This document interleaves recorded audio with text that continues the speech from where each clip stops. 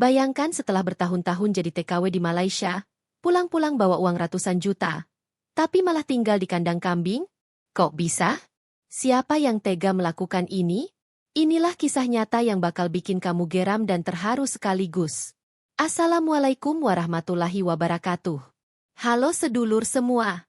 Selamat datang kembali di channel penuh kisah nyata penuh haru dan hikmah. Semoga kalian semua dalam lindungan Allah Subhanahu wa Ta'ala, sehat selalu, dan makin diberi kelapangan rezeki. Amin. Sebelum lanjut, yuk klik tombol subscribe dan aktifkan loncengnya. Tuliskan juga di kolom komentar. Kamu nonton dari kota mana? Kita absen yuk. Salam dari kami untuk sedulur di Jakarta, Surabaya, Medan, Palembang, Pontianak, hingga Malaysia dan Taiwan. Namaku Sulastri, lahir dari keluarga sederhana di kaki Gunung Semeru, tepatnya di sebuah dusun kecil di Kabupaten Lumajang, Jawa Timur. Hidup kami jauh dari kata mewah. Rumah kami berdinding papan, beratap seng yang sudah berkarat, dan berlantaikan tanah yang kalau hujan datang berubah jadi lumpur licin. Sejak kecil aku sudah terbiasa dengan kerja keras. Ayahku hanya seorang buruh tani. Upahnya harian, tergantung musim dan cuaca. Kadang panen, kadang gagal. Ibu menjual sayur keliling kampung naik sepeda tua yang bunyinya berdecit setiap kali dikayuh. Meski hidup kami pas-pasan, tapi kasih sayang mereka tak pernah kurang. Aku hanya lulus SMP. Bukan karena malas sekolah, tapi karena tak ada biaya. Sejak itu aku membantu ibu berjualan. Pagi-pagi ke pasar, siang keliling, sore pulang bawa sisa sayur dan badan pegal. Tapi saat itulah aku mulai menanam mimpi dalam hati. Aku ingin hidup lebih baik dari ini. Aku ingin punya rumah sendiri. Aku ingin bisa membuat orang tuaku bangga. Waktu terus berjalan. Aku menikah muda di usia 19 tahun dengan lelaki tetangga desa yang katanya pekerja bangunan di luar kota. Awalnya penuh harapan. Tapi hanya dalam waktu 2 tahun, rumah tanggaku hancur. Suamiku jarang pulang. Saat pulang pun, main tangan. Aku tak kuat. Apalagi waktu itu aku sedang mengandung anak pertama kami. Akhirnya aku memutuskan pulang ke rumah orang tuaku bersama bayi mungil yang baru lahir. Namanya Dini, perempuan kecil yang jadi alasan utama aku tetap bertahan hidup. Meski malu menyandang status janda di usia muda, aku tetap berjuang demi anakku. Di kampung, hidup makin sulit. Setiap hari ku dengar tetangga membicarakan tentang TKW, tenaga kerja wanita yang pergi ke luar negeri untuk bekerja sebagai pembantu rumah tangga. Banyak dari mereka yang pulang bawa uang, bisa bangun rumah, beli sawah, bahkan kirim anaknya kuliah. Aku mulai tergoda.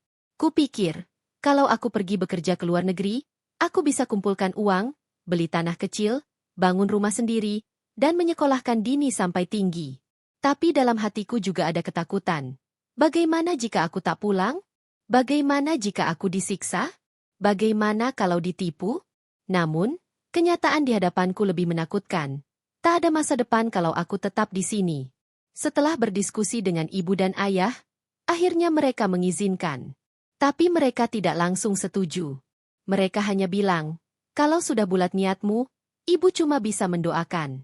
Tapi jangan sampai pulang dengan luka. Ya, Le? Aku mendaftar lewat agen TKW resmi. Prosesnya rumit dan lama. Aku harus meninggalkan Dini untuk ikut pelatihan di Malang selama 2 bulan. Hati ini rasanya terbelah dua setiap kali malam tiba.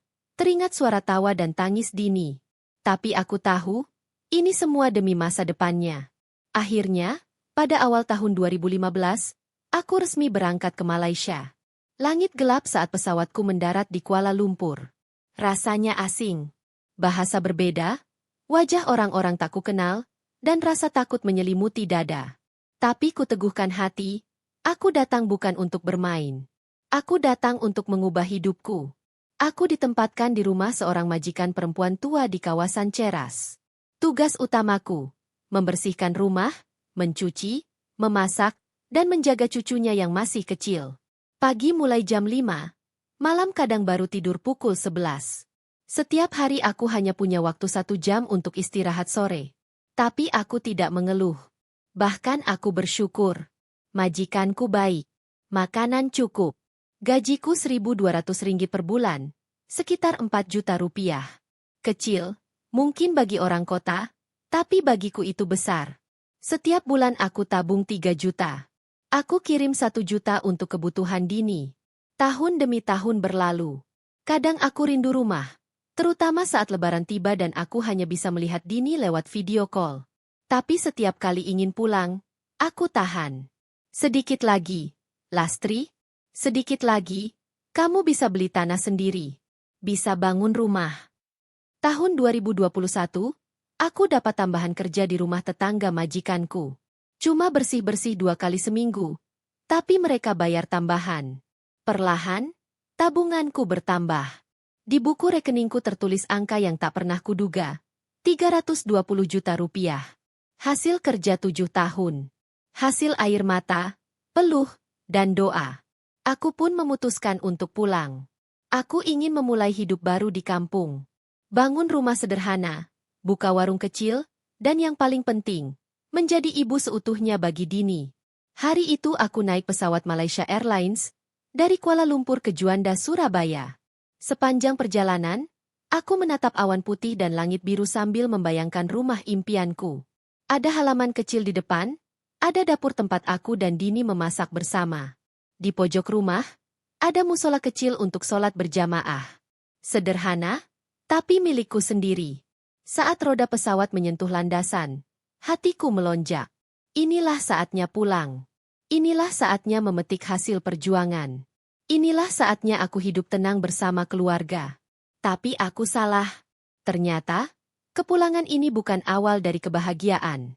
Justru, ini awal dari mimpi buruk yang tak pernah kuduga. Hari itu, langit Juanda cerah. Panas menyengat tapi tak bisa mengalahkan rasa haru yang menyesak di dadaku. Setelah 7 tahun, akhirnya aku bisa mencium tanah airku sendiri. Aroma tanah basah, suara bahasa yang familiar, dan senyum-senyum orang di sekitar membuatku nyaris menangis. Tanganku menggenggam koper yang sudah usang. Di dalamnya hanya baju-baju lama, oleh-oleh secukupnya, dan 1 map merah berisi buku tabungan berisi 320 juta rupiah, hasil keringat dan air mataku selama bertahun-tahun. Di gerbang kedatangan, aku mencari wajah yang sangat kurindukan. Dini, anakku. Gadis kecil yang dulu kutinggalkan waktu masih berusia 2 tahun, kini sudah berusia 9 tahun. Dalam bayanganku, ia akan berlari dan memelukku erat. Aku akan menangis di bahunya, meminta maaf karena telah meninggalkannya begitu lama. Namun yang muncul bukan Dini. Yang pertama datang justru kakakku, Sumarni, dan suaminya. Mereka berdiri di antara kerumunan, wajahnya datar. Tanpa senyum, tanpa pelukan. Hanya anggukan singkat dan suara dingin. Akhirnya pulang juga, Las. Aku memaksakan senyum. Iya, Mbak. Alhamdulillah bisa sampai sini dengan selamat. Dini mana? Sumarni mengangkat alis. Di rumah. Gak usah dibawa-bawa ke bandara. Panas. Aku tercekat. Hatiku menciut. Tapi aku menahan diri. Kupikir mungkin mereka lelah. Perjalanan ke Surabaya dari Lumajang cukup jauh. Di dalam mobil, suasana hening. Aku memulai percakapan, menceritakan sedikit pengalamanku di Malaysia, berharap ada sedikit rasa hangat. Tapi yang kuterima hanya anggukan singkat dan, sesekali, lirikan aneh dari suami kakakku. Sesampainya di rumah, aku langsung mencari Dini.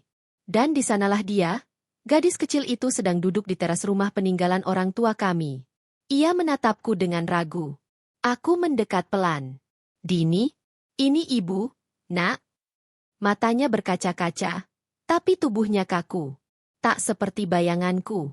Tak ada pelukan, tak ada tangisan bahagia. Ia seperti asing. Sumarni berbisik dari belakang, dia udah biasa sama aku.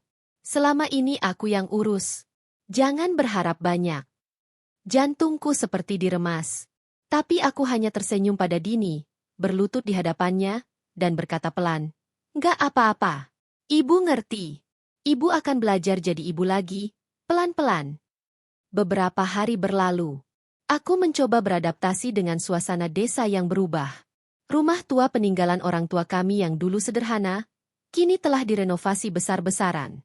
Cat baru, genteng baru, ada televisi layar datar di ruang tengah. Aku senang rumah ini dibagusin. Mbak, pasti butuh biaya banyak ya? Tanyaku tulus. Sumarni menjawab datar. Ya, lumayan. Tapi warisan orang tua ya harus dimanfaatkan. Sayangnya kamu nggak ikut urus, kan udah lama di luar negeri. Aku diam. Sebenarnya rumah ini adalah warisan bersama antara aku dan Sumarni. Tapi karena aku pergi merantau, semua diurus olehnya. Dan kini, rumah itu terasa bukan milikku lagi. Malam itu, aku membuka pembicaraan. Mbak, aku rencana mau beli tanah kecil di dekat jalan utama. Mau bangun rumah kecil. Biar aku dan Dini bisa tinggal bareng. Boleh nggak Dini tinggal sama aku nanti? Sumarni terdiam. Suaminya menyahut duluan. Loh, bukannya lebih enak tinggal di sini aja? Rumah udah ada, anak udah kami urus, tinggal numpang aja. Numpang? Ucapku pelan, tersentak. Iya toh, kamu kan udah lama nggak ada. Sekarang balik, ya tinggal aja. Tapi jangan macam-macam. Rumah ini sudah aku daftarkan atas nama Sumarni. Darahku berdesir. Ternyata benar yang kudengar dari tetangga, sertifikat rumah peninggalan orang tua kami sudah diubah jadi atas nama kakakku sepihak. Aku hanya bisa menunduk. Aku tak ingin bertengkar. Aku hanya ingin hidup tenang. Tapi hatiku mulai merasakan firasat buruk. Hari demi hari, mereka mulai meminta bantuan keuangan. Mulai dari bayar sekolah anak mereka, modal usaha, sampai utang warung yang katanya demi kebutuhan rumah. Las, kamu kan bawa uang banyak. Sedikit aja, 5 juta. Buat tambal dapur yang bocor. Las, anakku mau kursus komputer. Pinjami 7 juta dulu ya. Gampang, nanti dibalikin. Aku tahu niat mereka tak murni. Tapi aku tak bisa menolak. Aku takut dikatakan pelit. Aku takut dianggap tak tahu diri. Aku takut tak bisa bertemu Dini jika kami bermusuhan. Dalam 2 minggu pertama, uangku sudah berkurang lebih dari 50 juta. Tapi yang paling menyakitkan bukan itu, melainkan cara mereka memperlakukan Dini. Sering kudapati Dini dimarahi, disuruh mengerjakan pekerjaan rumah sendirian, sementara anak-anak Sumarni bermain dengan bebas. Suatu hari, saat aku sedang menyapu halaman, aku mendengar tangis pelan di belakang kandang. Ternyata, Dini duduk di sana, memeluk lutut, menangis sendirian. Ibu, aku pengen tinggal sama ibu. Tapi tante bilang, aku bukan siapa-siapa. Mereka bilang aku anak buangan. Darahku mendidih. Tapi aku menahan tangis. Aku peluk Dini erat. Maafkan ibu. Nah, ibu akan benahi semuanya. Kita akan hidup bareng lagi. Ibu janji. Malam itu aku memutuskan untuk bicara serius dengan Sumarni. Mbak, aku mohon, izinkan aku bangun rumah kecil. Aku mau tinggal sama Dini. Aku bisa sewa tukang, beli tanah sendiri. Aku nggak akan ganggu kalian. Tapi jawaban mereka mengejutkan. Lah buat apa kamu bangun rumah? Bukannya uangmu tinggal dikit? Kan udah banyak kami pakai. Kalau mau tinggal ya di sini aja. Tapi jangan minta lebih. Dan soal Dini, dia lebih nyaman di sini. Aku tercekat. Aku sadar, mereka telah menguras uangku sedikit demi sedikit.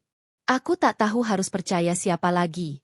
Dan malam itu, aku menyadari satu hal yang paling pahit. Aku pulang bukan disambut. Aku pulang untuk dimanfaatkan. Dan yang lebih mengejutkan, besok paginya, aku diusir dari rumah itu. Kalau nggak mau ikut aturan kami, ya silakan keluar, bentak suami Sumarni. Aku hanya berdiri terpaku, koperku ditarik keluar. Dan saat kutanya, aku harus tidur di mana? Sumarni menjawab dingin. Di belakang kan ada kandang kambing kosong. Ya di situ aja sementara. Lagian kamu juga udah terbiasa hidup susah, kan? Dan malam itulah, aku benar-benar tidur di kandang kambing. Sendirian. Dengan langit yang gelap. Dan hati yang hancur berkeping-keping. Aku menangis tanpa suara. Tapi dalam hati, aku bersumpah, aku tidak akan kalah. Kandang kambing itu sempit. Bekas kotoran dan bau menyengat masih menempel meski sudah dibersihkan sekadarnya. Aku duduk di sudutnya, bersandar pada dinding bambu yang dingin dan berdebu. Mataku menatap langit malam yang tak bersahabat. Dingin menusuk, bukan hanya di kulit, tapi juga sampai ke tulang dan hati.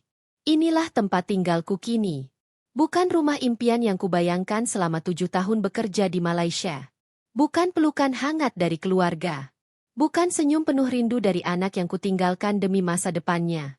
Yang kuterima justru cemooh, pengusiran, dan tempat tinggal berupa bekas kandang kambing. Aku menangis dalam diam. Bahkan untuk menangis keras-keras pun aku malu. Takut didengar tetangga, takut disebut mengadu nasib, takut dicap menyebarkan aib keluarga. Pagi harinya, aku bangun dengan badan pegal dan mata bengkak. Aku mencoba tetap kuat. Kubersihkan kandang itu pelan-pelan. Kusapu lantainya yang dari tanah, kujemur kasur tipis yang kubawa dari rumah, dan kututup sebagian dinding dengan karung bekas agar tak terlalu silau saat siang hari. Beberapa tetangga yang lewat tampak heran melihatku. Ada yang bertanya, ada yang hanya memandangi dari kejauhan. Tapi tak satu pun yang berani ikut campur, karena semua tahu, keluargaku cukup disegani di kampung itu. Dari kandang kambing, aku mulai menghitung ulang sisa uangku. Kutarik tas kecil dari bawah kasur, kubuka dompet kain yang selalu kuikat 2 kali lipat. Di sana tersisa tak lebih dari 18 juta rupiah. Ya, dari 320 juta, kini tinggal segitu. Hanya dalam waktu 3 minggu sejak kepulangan, uangku telah habis ditelan. Kakakku minta 15 juta untuk renovasi dapur. Suaminya pinjam 20 juta untuk beli motor.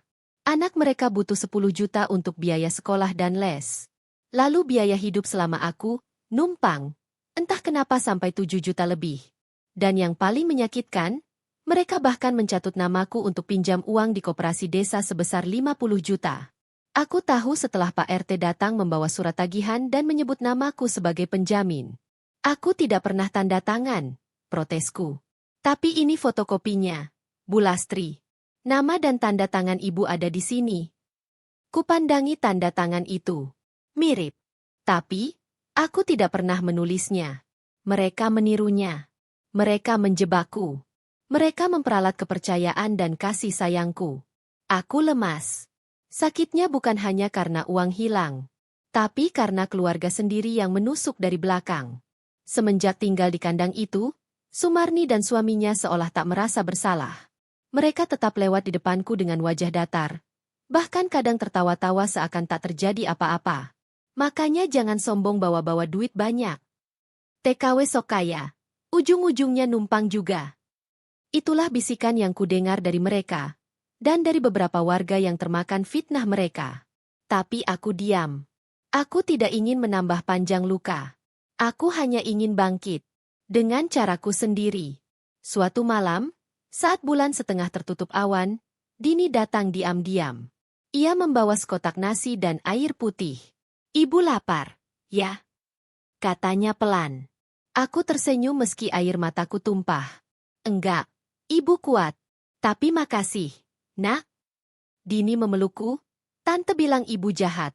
Tapi Dini tahu, ibu yang paling sayang sama Dini. Kalimat itu menghancurkan semua pertahananku. Aku peluk Dini erat-erat, seolah tak ingin melepaskannya lagi. Malam itu, aku berjanji dalam hati. Aku akan mulai dari nol. Aku akan buktikan, ibu ini bisa bangkit meski ditinggal, dikhianati, dan dihina. Esoknya, aku pergi ke pasar desa. Menyisihkan 2 juta dari sisa uangku, aku beli termos air, kopi sachet, gelas plastik, dan papan kecil bertuliskan, kopi Lastri 2000 perak, teh manis 1500. Aku dorong gerobak pinjaman dari Pak RW, kuletakkan barang-barangku di atasnya, dan mulai berjualan kopi keliling. Awalnya malu. Tapi setiap kali malu itu datang, aku ingat kandang kambing tempatku tidur. Aku ingat tangis Dini. Aku ingat wajah sinis kakakku. Hari pertama, aku hanya dapat 34.000. Hari kedua, naik jadi 60.000. Hari ketiga, 85.000. Pelan-pelan, aku mulai dikenal. Warga mulai simpati. Mereka yang dulu hanya memandang, kini mulai bertanya.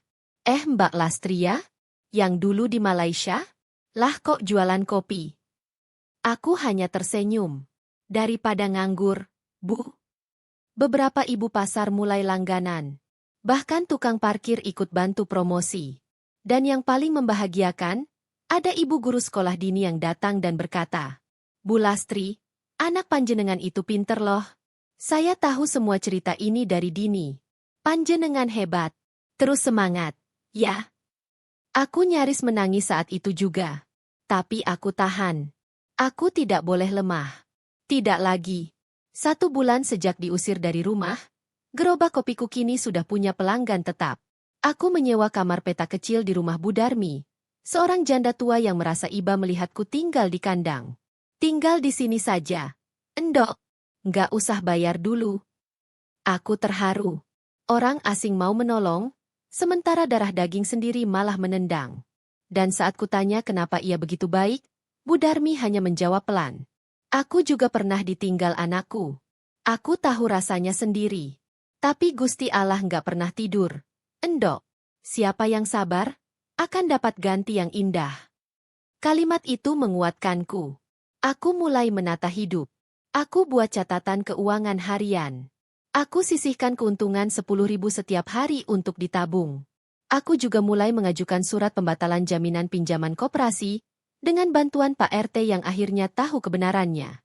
Dari balik dinding kamar sempit dan gerobak kecilku, aku mulai membangun kembali harga diri yang sempat dihancurkan. Bukan dengan dendam, tapi dengan kerja keras. Dan aku tahu, hari itu, di saat semua orang mengira aku sudah jatuh tak bisa bangkit, aku baru saja memulai langkah kecil menuju kemenangan yang sebenarnya. Hari-hari Sulastri di kandang kambing semakin terasa mencekik. Hawa dingin malam menembus dinding bambu yang sudah keropos. Lalat dan bau kotoran terus menjadi teman setianya. Sementara itu, Arif, suaminya, tetap tidak berubah. Uang tabungan Sulastri entah sudah habis kemana, dan setiap kali Sulastri bertanya, jawabannya selalu sama, buat bangun rumah, nanti kita juga nikmatin sama-sama. Namun, Sulastri tak lagi bisa percaya. Ia mulai menyusun kepingan kecurigaan yang selama ini ia abaikan. Ia tahu, saat dirinya masih di Malaysia, ada beberapa rumor yang sempat mampir ke telinganya. Tentang Arif yang suka nongkrong dengan janda muda di pasar, tentang tanah warisan orang tua Sulastri yang diam-diam digadai, dan tentang rumah yang katanya sedang dibangun tapi tak pernah bisa ditunjukkan buktinya. Pagi itu, Sulastri nekat pergi ke kantor desa. Dengan rambut dikuncir seadanya dan baju lusuh bau kandang, ia memberanikan diri bertanya kepada Pak Lurah. Pak, saya cuma mau nanya, tanah almarhumah emak saya di Blok Timur itu, beneran masih atas nama saya? Pak Lurah menghela napas panjang, lalu mengangguk pelan. Sulastri, saya udah lama pengen ngomong. Tapi saya pikir kamu tahu. Tanah itu, udah dijual suamimu, 2 tahun lalu. Atas nama kamu, tapi ada surat kuasa dengan tanda tangan kamu. Sulastri terhenyak. Surat kuasa? Saya gak pernah tanda tangan apa-apa. Pak? Itu dia. Saya juga bingung. Tanda tangan itu mirip. Tapi saya gak bisa pastikan. Dunia seolah berputar. Lutut Sulastri goyah. Ia tak tahu mana yang lebih menyakitkan. Kehilangan harta atau dikhianati oleh orang yang selama ini ia cintai sepenuh jiwa. Dalam diam, ia berjalan pulang ke kandang kambing yang bahkan tak bisa disebut rumah. Air matanya menetes tanpa suara. Ia kini benar-benar tak punya apa-apa. Tak punya tanah, tak punya rumah, dan mungkin tak punya cinta. Malam harinya, Sulastri tak bisa tidur. Ia menggenggam erat ponselnya yang retak. Membuka galeri berisi foto-foto lama saat di Malaysia. Senyumnya, harapannya, kerja kerasnya. Semuanya hancur hanya dalam hitungan bulan sejak ia pulang. Tapi malam itu, ia juga membuat keputusan. Ia tak akan diam lagi. Keesokan harinya, Sulastri menemui tetangganya yang dulu juga mantan TKW, Mbak Yanti, yang kini punya usaha kecil menjahit. Ia bercerita, meski malu, tentang semua yang ia alami. Tar, kamu itu korban. Dan kamu harus berani. Jangan sampai hidupmu habis cuma karena kamu percaya sama orang yang salah. Mbak Yanti lalu mengenalkannya pada seorang relawan hukum di kota Lumajang. Di sana, Sulastri menceritakan semuanya, membawa bukti-bukti yang ia punya, paspor, rekening, dan foto-foto. Laporan pun dibuat. Tapi ternyata, drama tak berhenti di situ. Arif tahu. Dan malam itu, ia datang dengan emosi meledak-ledak. Kamu ngelaporin aku. Hah? Kamu itu istri aku. Gak tahu malu? Bawa-bawa orang luar. Namun kali ini, Sulastri tak gentar. Aku istrimu. Iya. Tapi bukan budakmu. Bukan sapi perahmu. Aku kerja 7 tahun. Aku kirim uang tiap bulan, dan kamu balas dengan nendang aku ke kandang kambing. Arif terdiam. Untuk pertama kalinya, wajahnya tak segarang biasanya. Ada rasa takut, karena mungkin ia sadar, perempuan yang dulu penurut kini bangkit melawan. Namun pertarungan Sulastri belum selesai. Minggu berikutnya, ia dipanggil polisi untuk keterangan lebih lanjut. Surat kuasa yang dipalsukan sedang diselidiki. Bahkan, kabarnya tanah yang dijual kini terancam sengketa karena pembelinya pun tak tahu tanah itu hasil penipuan. Seluruh kampung mulai membicarakan kasus ini. Nama Sulastri kembali jadi buah bibir. Tapi kali ini, bukan karena ia tinggal di kandang kambing, melainkan karena ia berani melawan penindasan, bahkan dari suaminya sendiri. Sementara itu, rumah yang katanya dibangun Arif ternyata hanyalah rumah kontrakan yang ia pakai tinggal bersama perempuan lain. Fakta itu makin menampar Sulastri. Tapi di sisi lain, justru itulah yang menguatkannya. Kalau kamu tega nyakitin aku, ya aku juga harus tega ninggalin kamu. Aku bukan perempuan lemah, Rif, ucap Sulastri saat memutuskan bercerai. Dalam hati, ia tahu, ini bukan akhir. Tapi setidaknya, ini adalah awal dari kebebasannya. Malam itu hujan mengguyur Lumajang. Petir menggelegar bagai amarah langit yang tak sanggup disimpan. Di dalam kandang kambing kecil yang disulap jadi tempat tinggal, tubuh Siti menggigil. Bukan hanya karena dingin, tapi karena hatinya mulai kehilangan arah. Ia memeluk lututnya, di antara bau jerami dan sisa kotoran yang tak sempat dibersihkan. Di luar, kambing-kambing mengembik, seolah ikut menangisi nasibnya. Ia kembali melihat tumpukan uang di kaleng biskuit tua yang ia kubur di bawah lantai papan. Uang itu masih utuh. Ratusan juta hasil banting tulangnya di Malaysia. Tapi buat apa semua itu? Jika ia tak punya tempat pulang, uang ini nggak bisa beli kasih sayang, nggak bisa beli hormat. Lirihnya menatap kaleng itu. Pikirannya melayang ke hari-hari awal kepulangannya. Semua tetangga menyambut. Ia bawa oleh-oleh. Ia senyum lebar. Tapi begitu tahu ia tak bawa mobil, tak bangun rumah besar, perlahan satu persatu menjauh. Bahkan adiknya sendiri, yang dulu merengek minta dibelikan motor, kini tak sudi menyapanya. Yang lebih menyakitkan, ibunya tak membelanya. Sejak ayah meninggal, ibunya berubah. Ia terlalu percaya pada adik Siti, seolah uang dan tampilan luar adalah segalanya. Siti tahu, rumah yang dulu ia impikan untuk pulang telah berubah jadi istana untuk orang lain. Suatu hari, Siti memutuskan untuk pergi dari kandangnya. Ia naik ojek ke sebuah pasar tradisional. Di sana, ia membeli wajan, panci, dan bahan-bahan makanan. Dengan sisa semangat yang ia miliki, ia kembali ke kandang dan memulai sesuatu yang baru, jualan nasi jagung dan sayur urap. Awalnya pembeli hanya 1-2, tapi karena masakannya enak dan murah, makin lama makin banyak. Ia buka lapak kecil di depan kandang, dan para petani yang lewat jadi langganan. Beberapa ibu-ibu bilang, masakanmu kayak tangan ibuku, Le. Siti tersenyum, untuk pertama kalinya dari hati. Meski masih tinggal di kandang, tapi ia mulai merasa hidupnya punya arti. Beberapa bulan kemudian, seorang pemuda datang. Ia wartawan dari media lokal. Ia dengar kisah Siti dari petani sekitar. Saya dengar Mbak TKW, pulang bawa duit ratusan juta, tapi tinggal di kandang kambing. Siti tertawa kecil. Iya mas. Tapi sekarang kandang ini jadi rumah yang paling hangat buat saya. Berita itu viral. Banyak orang terenyuh. Beberapa donatur datang. Tapi yang paling mengejutkan adalah ketika sebuah yayasan perempuan menghubungi Siti dan menawarkan kerjasama, membuka dapur sosial bagi para janda dan ibu-ibu tua yang tak punya penghasilan. Siti pun setuju.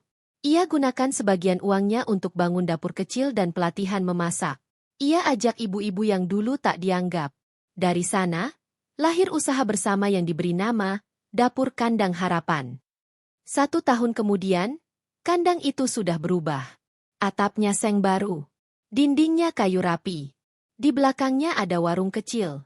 Di sebelahnya ada dapur dan bangku-bangku. Setiap pagi, aroma nasi jagung, sayur lodeh, dan sambal terasi menyeruak dari sana. Siti berdiri di teras kandangnya yang sekarang jadi rumah. Ia tak lagi berpakaian kumuh, tapi tetap sederhana. Ia menatap sawah di kejauhan dan berkata lirih, "Terima kasih ya Allah. Kau bimbing aku dari kehinaan menuju cahaya. Uangku memang tak buat bangun rumah megah, tapi cukup buat bangun harapan." Suatu sore, adik dan ibunya datang. Dengan wajah penuh penyesalan. "Ibu salah, enduk," kata sang ibu sambil menangis. "Ibu silau sama apa yang adikmu tunjukkan. Padahal kamu yang tulus." Siti memeluk ibunya. Air matanya jatuh, tapi hatinya tenang. Ia tak ingin membalas. Ia sudah terlalu lelah menyimpan dendam. Yang ia inginkan kini hanya hidup damai.